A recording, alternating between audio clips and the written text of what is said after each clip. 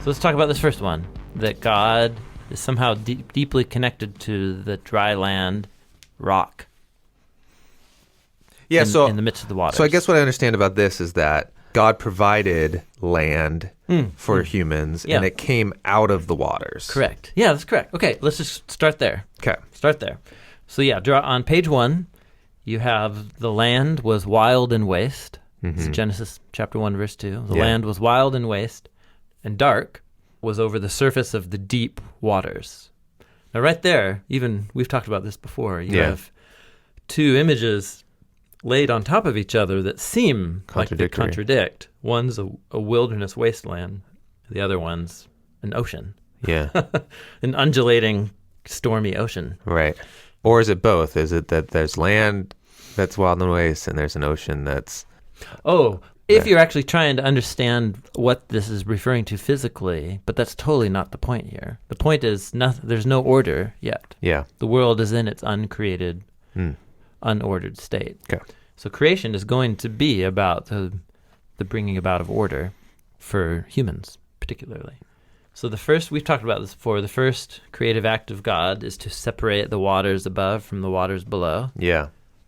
So it's as if the horizon line is created. Is created, yeah. You know, imaginatively. Mm-hmm. And then you get the dome, the sky dome, with the water above it, and then separated from the waters that are the deep abyss under. Because in the ancient imagination, there is a big reservoir of water above us. The sky dome. And sometimes it trickles down. Yep. The windows of the heavens open. Yeah. God controls windows, that kind of thing. So if they're up there, then at some point, it must have gotten up there. Yeah. If it rains, there's water up there. So maybe everything was just one big pool of water. Yes. But then somehow it was separated. God separated it. Correct. Yeah, it's the separation of the waters. That's day 2. Then the next day is let the waters under the sky dome, the sea, let them be gathered, and let dry ground appear. It's think of a volcanic island, right? Emerging out of the sea, out of the chaos. Yeah. Not that they knew about volcanic islands and how. It's how that works. It's a conception of a dry space emerging out of the waters. Yeah, which is a pretty good conception of. If you look around and you're near an ocean, that's how it feels. You're like, oh yeah, we're on dry land, and there's where it ends. Yeah, if you're in a sandy puddle and you scoop up a bunch of dirt in the middle, and clump it up, you're gonna have a little island in the midst of the chaos. Yeah. So Genesis 1 is saying the dry land which we inhabit is a divinely provided safe place from those waters of wild and waste. I don't belong out there. I can maybe get a boat and sail out there, but I can't. But most people who do die. It's right. It's not my space. Yeah. My space is here on the dry ground. Yeah. So right there. And who's the one doing all this? Providing the dry ground. It's God. Yeah. Just doing all this. Okay? That's page 1. It's giving you a fundamental image. The dry ground is this refuge from the waters. So I'm with you so far, but the title of this is God is the dry ground. We'll get there. We'll get there. Just one step at a time. Page 2, Genesis 2. Okay. God planted a garden in the east. So on the dry land's there now.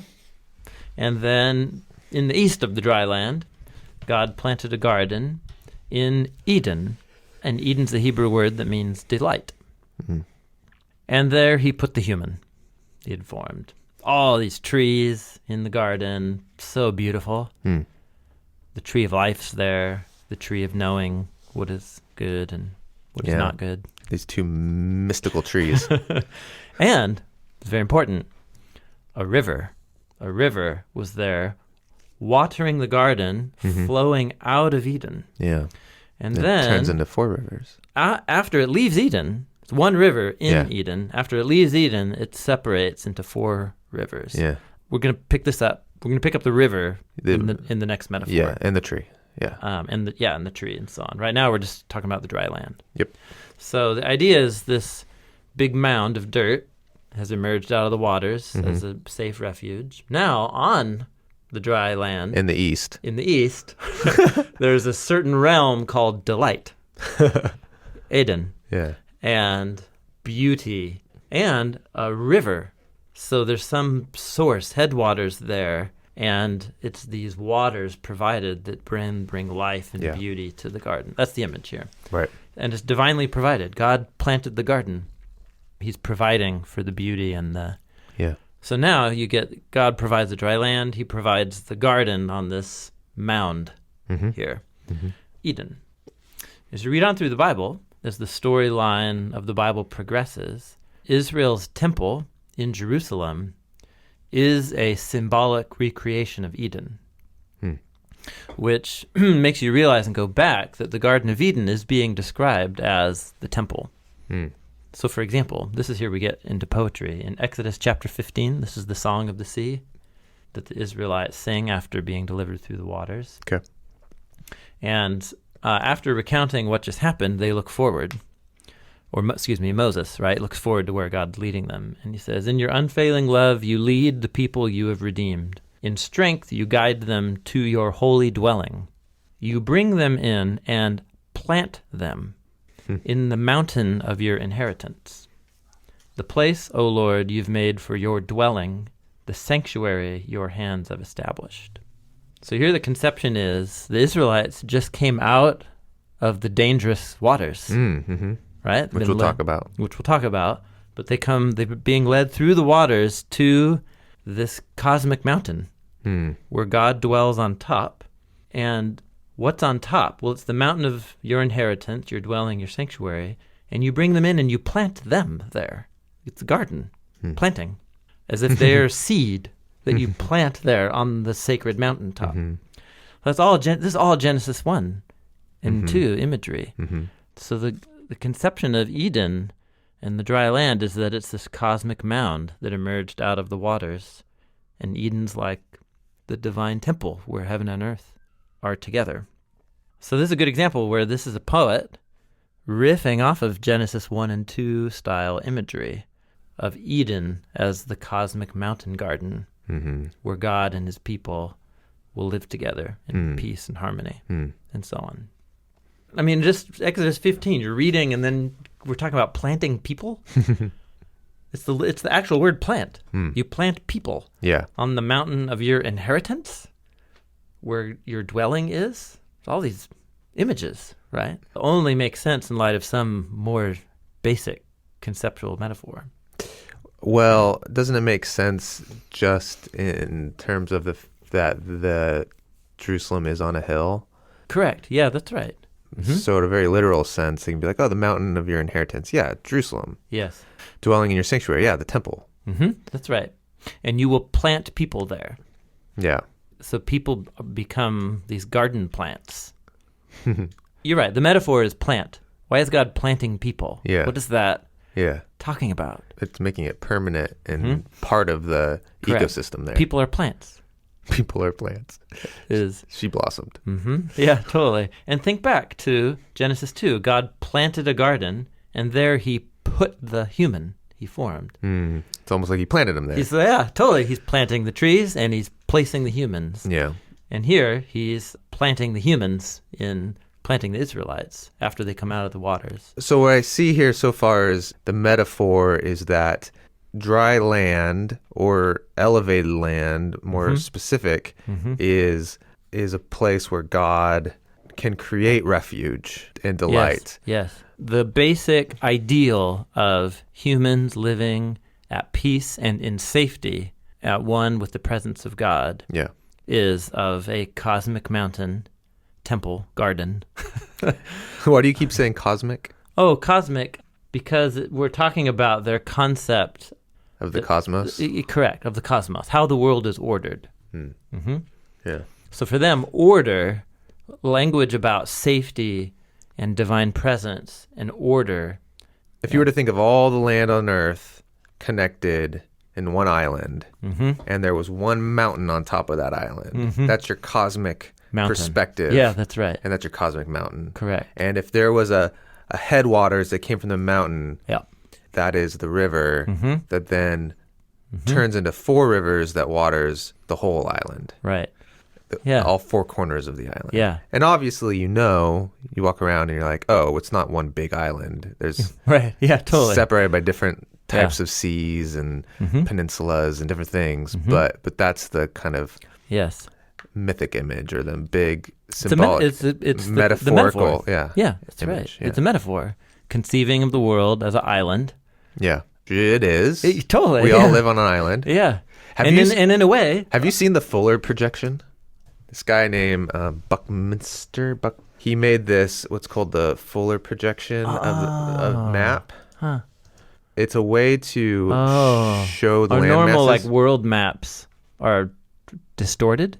Well, yeah. So we take a globe if you and take a unfold globe and you unfold it, you have to decide how are you going to unfold it so that it's flat. And the way we typically do it makes it so it really ends up showing how disconnected everything is. But what he does is he takes this platonic shape called like a hexa something of another. Wow. And he breaks up, you can kind of see the shape here around it. Yeah. So you could fold that into a globe. Wow. And when you unfold it, it looks like it's one island. It looks, aside from, is that Australia down there? Yeah, Australia's kind of... Australia's the loner. and then also Antarctica. But Antarctica. Oh, yeah, But then everything else is strung together. Totally. It's all, it really just looks like one big island. Yeah. There's South America, North, Asia. So yeah, if you're listening to this, look up Fuller projection, and you can see the Earth is Wow, one and then big it island. places Africa in the normal type of position that Europe is. Oh, right, in our normal conceptions. In our normal map, yeah. It's just upside down. Yeah. And in that... Yeah, South Africa is in the very top left corner of the map. Yeah, it's like it's in the northwest of this map. Right. It's where Alaska would be. Yeah. South Africa's where Alaska would be. Yeah. Wow, it's fascinating. So there you go. Yes. There it is, the island Yes. Earth. Okay, so I think this is important. So in other words, the imagery of the map, the cosmic map given to us, saved just even of the first pages of the Bible, right? So much debate and energy gets spent on trying to recreate that map in terms of our conception of planet Earth. Now, with satellite technology or something like this. And so I just want to just say, wait, put the brakes on. Are we fundamentally appropriating what this imagery is trying to communicate? No one back then had satellite imagery. Because if you look at how biblical authors use this dry land, mountain, temple, Eden imagery, they use it as a source of imagery for what the images mean. So for them, the Eden as the garden temple on top of the dry land refuge is for them a fundamental image of heaven and earth together, of God and humanity, of humans in their ideal vocation and calling, image of God type of stuff. Yeah. That's how biblical authors keep referring back to these images. Yeah, they're not trying to build a precise map of the world. They're building a symbolic or metaphorical map of the world. Map that you have affects the way you think about That's the world. right. What framework could they have had other than the one they had from just eye observation, looking around? If you go back to this Fuller thing, if you just looked at a typical map that you're used to. I see. So are you saying if I was raised looking at a Fuller map instead of this kind of map? Yeah, and the reason why I would actually think of the world as an island. You kind of would. And that's why Buckminster did it that way is because he wanted people to see how connected everything was really. Because when you look at a typical map, it just you see these big oceans separating land masses.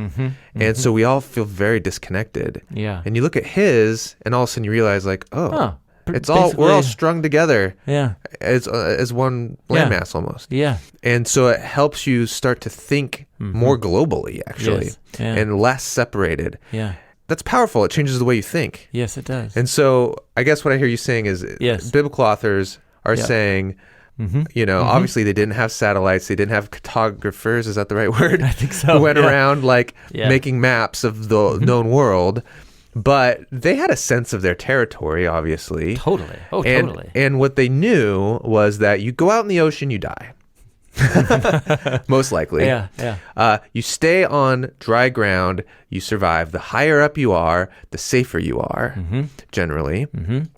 And with all that kind of basics understanding is going, oh, okay, so my understanding of the world is that God has created this in such a way that where he wants us to be is at peace with things. Yes. To be at peace is going to be high up and planted there. Planted on the dry land that was meant to become the garden. Yeah, garden around where we are actually changing nature to become ordered in a way that's good for humans. And it's one humanity. God doesn't make Israelites on page 1 of the Bible. He makes human. Yeah. This is going to be our Family of God video. It's a unified conception of dry land. It's also a unified conception of humanity as one extended family. That's cool. It is cool. So this still doesn't help me understand how you say God is a mountain fortress. Oh yeah, we'll get there.